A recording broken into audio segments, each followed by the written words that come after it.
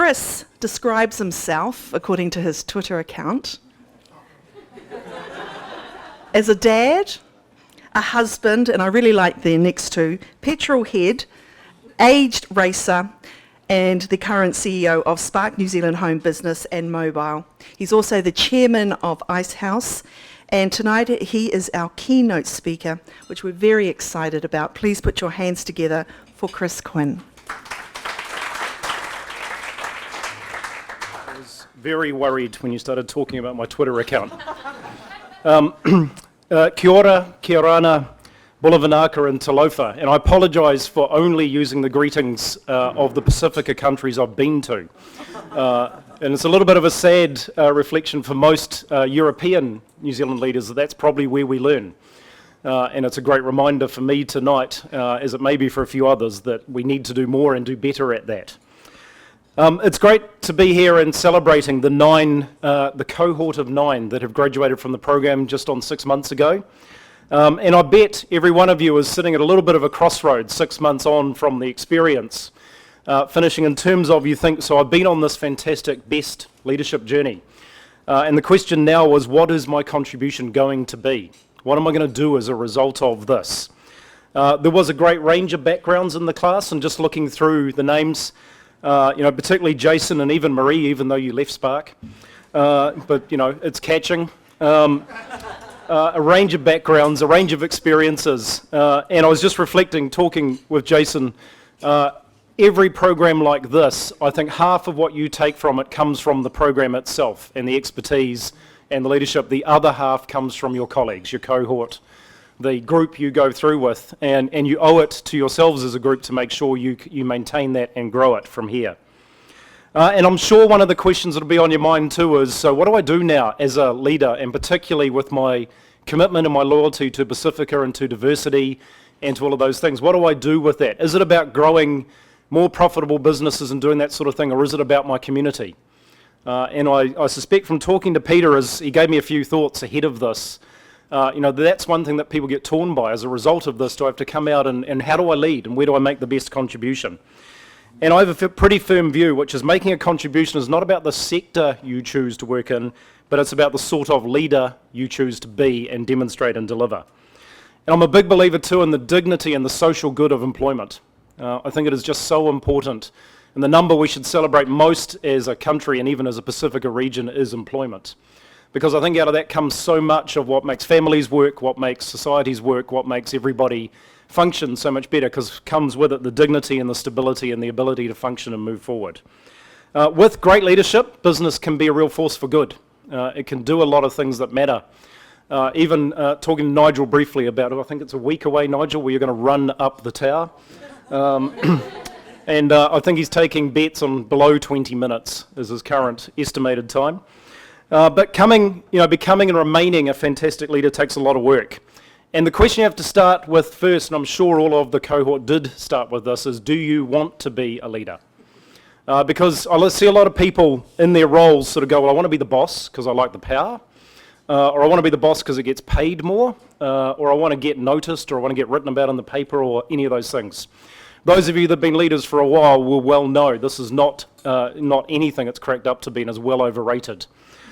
Leadership, it's a thing you have to do every day, and it's hard, it's tough when you're in front of a team and a group of people looking at you every day, and it doesn't matter whether you've had children awake all night, you've had a partner unhappy with your work-life balance, you've had a house flood, whatever it is, you need to turn up the next day ready to lead. And it's a tough gig, it's hard to do because the consistency that's required with that and the commitment to it is incredible. Leadership's taken, not given. And I think it's a really important thing to keep remembering is you've got to take it every day. The leaders that have come out of this, you might be in roles that have the title manager or something important. That doesn't make you a leader. It's your behaviours and what you choose to take that make you a leader. It actually doesn't matter whether any people report to you as such in a traditional hierarchical structure or not.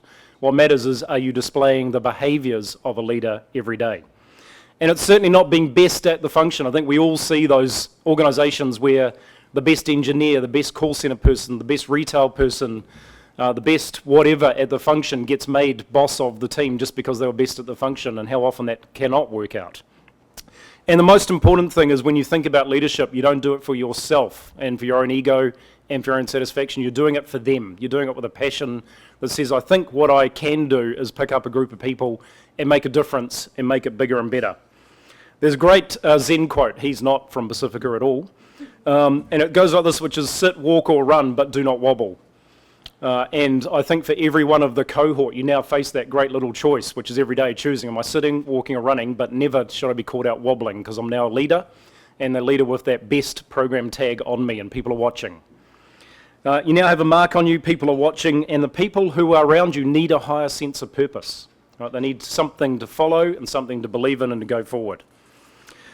I read this little great piece that I saw a couple of weeks ago, and it talked about New Zealanders and the sort of leaders we are.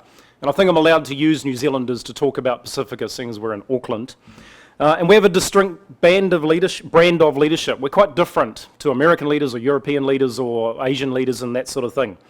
And the first thing it talked about was our innovative spirit. You know, we have that Kiwi ingenuity, that history in Number 8Y, that entrepreneurship, that sort of need to invent because no one's going to bring one here because we're too far away. And it shows up in New Zealander leaders all the time. The other thing is a hands-on approach. You know, the program Undercover Boss would never work here because you'd go, well, what's that idiot doing here again? Because we show up all over the place. You know, New Zealander leaders get involved. They show up in store, they show up on the floor, they show up in call centre queues. We get quite involved and quite sleeves rolled up, and it's something that's unique and marked about New Zealanders as leaders. New Zealanders as leaders have great cultural awareness. You know, I heard Rachel talking about the numbers. You know, the number I always have in my head when I thought about our brand a while ago was 60% of Auckland will be non-European descent by 2020. And at the time, when we started 3 years ago, we had 3% of the under 25-year-olds market share. It was a bit of a death spiral we were staring at. I do remember vividly as we were researching the brand change and deciding to go from Telecom to Spark, meeting with a group of 6 Asian students in their flat up Nielsen Street. It was a 3-bedroom flat. I don't know how that worked. And one of them, I said to him, we'd talked all about his life in New Zealand and how he used technology, and I said, so would you ever, you know, buy something from Telecom? And he said, you know, I look at you and I think your brand is for the old white rich people. And I went, oh, we're in a bit of trouble, you know, when you look at New Zealand's future, and it just led to a whole lot of thinking about the future of our brand. And grit and determination is the last component of New Zealand leaders. You know, we don't complain a lot, we chip away, we achieve a lot without needing to be noticed. And we overcome adversity and think strategically when the stakes are high. These are all fantastic, you know, you're in a leadership group now that are about these things, and it will make you fantastic leaders on a global stage as you go forward.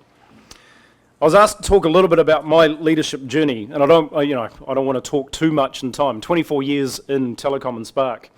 I said to someone the other day that I was young, single and good looking without children when I started, and only one of those things is still true. The leadership journey, you know, it was mentioned, 8 years building the Genai business, fantastic opportunity to pull a whole bunch of cultures together and to go winning in a marketplace.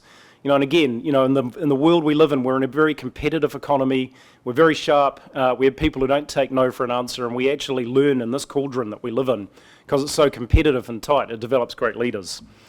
Another one of the leadership experiences in a funny way was the XT mobile network. Those of you that remember 5 years ago, we spent 200 million building a very flash new mobile network. We put 100,000 customers on it and it stopped working for days and days and days at a time. And the only good thing that did was it taught us a lot about communication, a lot about leadership, and a lot about how you can still earn trust even though you've got that problem going on. I learned a lot from being an internal applicant for the CEO role of what was Telecom at the time and not getting it. And as leaders, as you move forward, you'll have those moments, right? It's not going to win every time. And how you handle yourself through that process and what you do next about it will be a big part of your leadership journey. So as this cohort go on with their fantastic careers and lives, these things will come your way.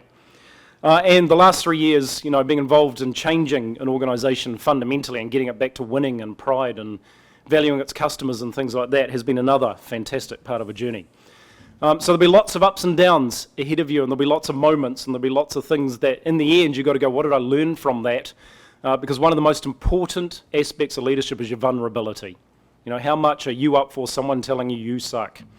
And how much are you up for taking that on board and doing something about it to become better? And that's the fantastic opportunity that great leaders get, is you get all this help to become better. So in conclusion, what I really wanted to say is, whatever you are contemplating, this cohort of 9 ahead of you, please don't get stressed about this, community versus business, because it's all part of the same thing.